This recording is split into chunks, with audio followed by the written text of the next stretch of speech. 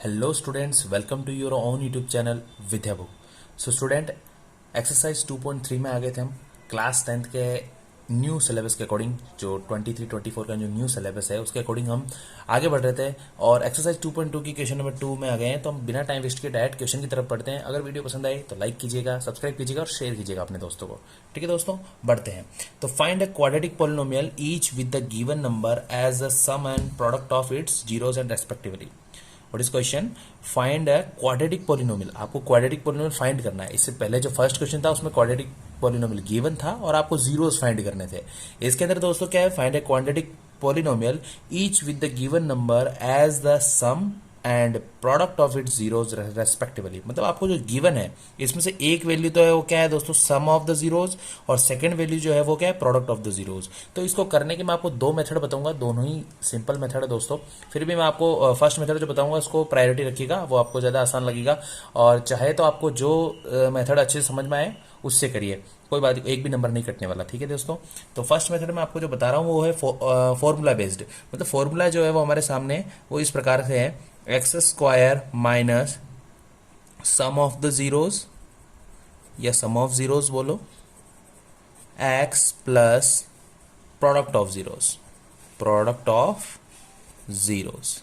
ठीक है दोस्तों, ये सिंपल सा फॉर्मूला है, इसके अंदर ये वैल्यू अप्लाई कर दो। आपके सामने दोस्तों यहाँ पे एक्स स्क्वायर की जगह तो एक्स स्क्वायर पुट करोगे, माइनस की जगह माइनस। सम ऑफ जीरोस क्या है? ये जो फर्स्ट वैल्यू जो है वो आपको गिवन है ना, क्वेश्चन के अकॉर्डिंग आपको क्वाड्रेटिक पॉलिनोमियल फाइंड करना है। तो आपको जो गिवन है, given number as the sum and product of zero respectively. Respectively means क्रमशः, मतलब पहले जो लिखा है वो सम ऑफ द जीरोज है और जो बाद में लिखा है वो प्रोडक्ट ऑफ जीरोज है। सम ऑफ द जीरोज की जगह आप 1/4 लिख दोगे, इसकी जगह पे मैं लिख दूंगा 1/1/4, और बाहर एक्स लगाना है, एक्स लगा देंगे, प्लस का प्लस हो जाएगा।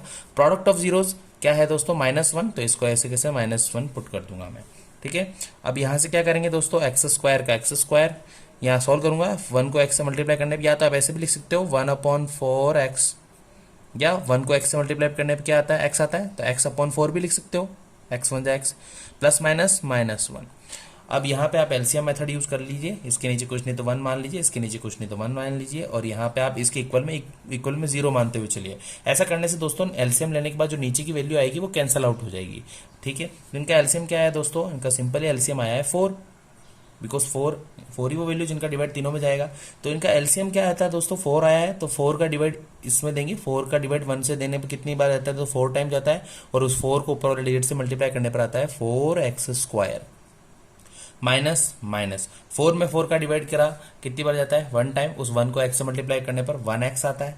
ठीक है, 1x यानी ये x लिख सकता हूँ ना दोस्तों, 1x या x। ये x कितनी बार लिखा है? 1 बार ही लिखा है, तो 1x लिखने की जरूरत नहीं दोस्तों। 1 की वैल्यू क्या है उसका? 1 तो वैसे ही लग रहा है इसके आगे, माइनस का माइनस। 4 में 1 का डिवाइड देंगे, कितनी टाइम जाएगा दोस्तों? 4 टाइम, और 4 1 जा 4, इक्वल टू 0। इक्वल टू 0 करने से क्या हुआ? क्यों लिया हमने 0? ताकि ये लास्ट में जो नीचे जो बचता है दोस्तों आपका एलसीएम, वो इधर जाने के बाद, ये अगर इधर चला जाएगा तो ये डिवाइड में इधर जाने के बाद मल्टीप्लाई हो जाएगा 4 से, तो इसकी वैल्यू 0 हो जाएगी ना। तो आपको सिर्फ आंसर तो यही रहेगा ऊपर वाला, और वो क्या है दोस्तों? 4x square minus x minus 4। ये हमारा दोस्तों फाइनल आंसर हो जाएगा। तो ये है हमारा क्वाड्रेटिक इक्वेशन। तो आपको फाइंड करना था क्वाड्रेटिक इक्वेशन, तो इस फॉर्मूले से भी फाइंड कर सकते हैं। अगला जो मैं आपको सेकंड मेथड बताना जा रहा हूँ वो आपको जो अपनी बुक है एनसीईआरटी की, उसके अंदर सॉल्यूशन में जो एग्जांपल्स है उसके अंदर भी वो मेथड देखने को मिलेगा आपको, और वो है इस प्रकार से। देखिएगा दोस्तों, सबसे पहले आपको जो A1/4 -1 दिया है, ये क्या है? सम ऑफ द जीरोज है ना। तो अकॉर्डिंग टू क्वेश्चन, जैसे फर्स्ट क्वेश्चन वापस सॉल्व आउट कर रहा हूँ यहाँ से सेकंड मेथड से, आपको गिवन है पहले sum of the zeros. Sum of zeros जो है, ठीक है, सम ऑफ जीरोज का फॉर्मूला क्या होता है दोस्तों? हमेशा कोई भी क्वाड्रेटिक इक्वेशन इस फॉर्म में होती है, ax square plus bx plus c की फॉर्म में होती है। सम ऑफ द जीरोज का फॉर्मूला है दोस्तों, आपने इससे पहले वाले क्वेश्चन में कर लिया है, वो है -b/a, यही फॉर्मूला था।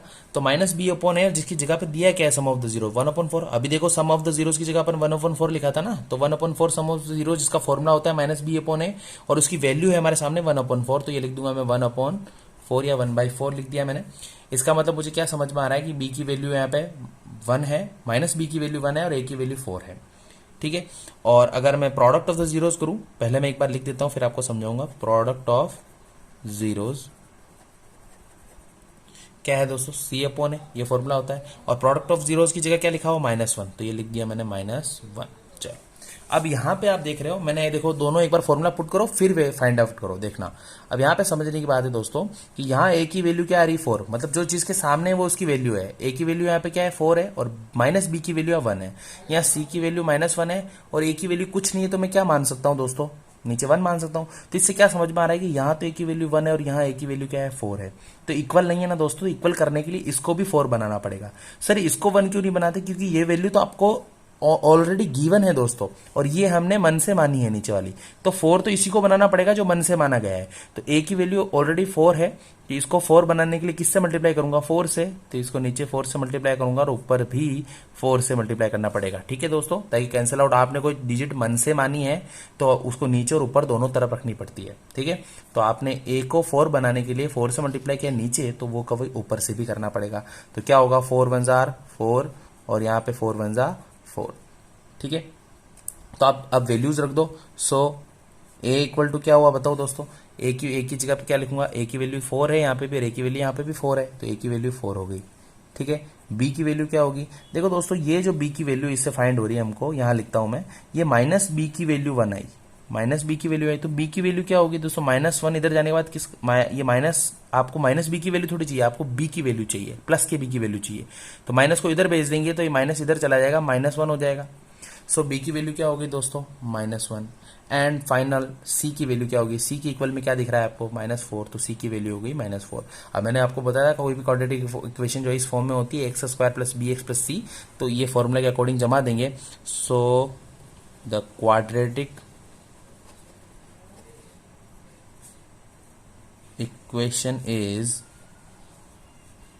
ax² + bx + c की फॉर्म में होता है। तो ए की जगह पे मैं ए की वैल्यू रख दूंगा 4x² प्लस, अब यहाँ प्लस लगूंगा या माइनस, चलो एक बार फॉर्मूले में जो वैल्यू रखता हूँ प्लस लिख दिया। फिर बी की जगह क्या लिखना है, -1, तो इसको ब्रैकेट में रखना पड़ेगा, फिर बाहर एक्स लग रहा है, प्लस का प्लस। सी की जगह पे क्या लगना है, -4, तो ये लिख दिया मैंने -4। इसको सॉल्व आउट कर देंगे तो 4x² प्लस माइनस माइनस 1 की जगह आप क्या लिख सकते हो, 1 को x से मल्टीप्लाई करने पर x ही आता है ना, तो 1 लिखने की जरूरत नहीं है, ठीक है। माइनस प्लस माइनस होता है, प्लस माइनस माइनस होता है, और 1 को x से मल्टीप्लाई करने पर x ही आता है, प्लस माइनस माइनस होता है। तो ये वैल्यू देखो दोनों से हमारा सेम आंसर ही आने वाला है दोस्तों, ठीक है। अब मैंने देखो इससे किया तो भी 4x² - x - 4, इसका भी 4x² - x - 4, दोनों से सेम आंसर आया। आई होप आपको ये वाला जो मेथड है वो ज्यादा इजी लगा होगा। तो आप सिंपल से एक बस इसमें फॉर्मूला लर्न करने की जरूरत है और उसके अंदर वैल्यू पुट करने की जरूरत है। तो ये दोनों मेथड है, आपको अगर ये सीख चुके हो तो आप इससे करने की जरूरत नहीं, नया मेथड सीखने की जरूरत नहीं है, इससे भी कर सकते हैं, ठीक है दोस्तों। ये क्योंकि ये फॉर्मूला हमें पहले ही लर्न है, product of the zeroes -b/a, sum of the zeroes -b/a, product of the zero c/a, ठीक है। वैल्यू इसकी ए की वैल्यू 4 थी, या ए की वैल्यू 1 आ गई थी, इसको भी 4 बनाने के लिए नीचे 4 ऊपर 4 से मल्टीप्लाई कर दीजिए। तो आपको ए बी और सी की जब वैल्यू फाइंड आउट हो जाती है तब आपको इसके अंदर वैल्यू रख देनी है, क्योंकि इसी फॉर्म में आंसर लाना पड़ता है, ax² + bx + c, ठीक है दोस्तों। तो ये एक फर्स्ट क्वेश्चन का जो फर्स्ट पार्ट है दोस्तों, उसके दोनों मेथड से मैंने बता दिया है, जो आपको समझ में उससे करिए। नेक्स्ट वीडियो में मैं इसका सेकंड वीडियो लूंगा, उसको भी दोनों मेथड से बता दूंगा। उसके बाद जो थर्ड फोर्थ फिफ्थ जो इसके क्वेश्चन है उसको मैं इसी मेथड से बताऊंगा, ठीक है दोस्तों, ताकि बार बड़ी वीडियो नहीं हो जबरदस्ती है, क्योंकि हमको करना है तो किसी एक मेथड से ही है, नंबर इक्वली आने वाले हैं आपके। तो ठीक है, मिलते हैं अगली वीडियो में। अगर पसंद आई वीडियो लाइक कीजिए, शेयर कीजिए अपने दोस्तों को, क्योंकि ज्ञान बांटने से ही बढ़ता है। धन्यवाद दोस्तों, मिलते हैं अगली वीडियो में, तब तक के लिए जय हिंद, वंदे मातरम।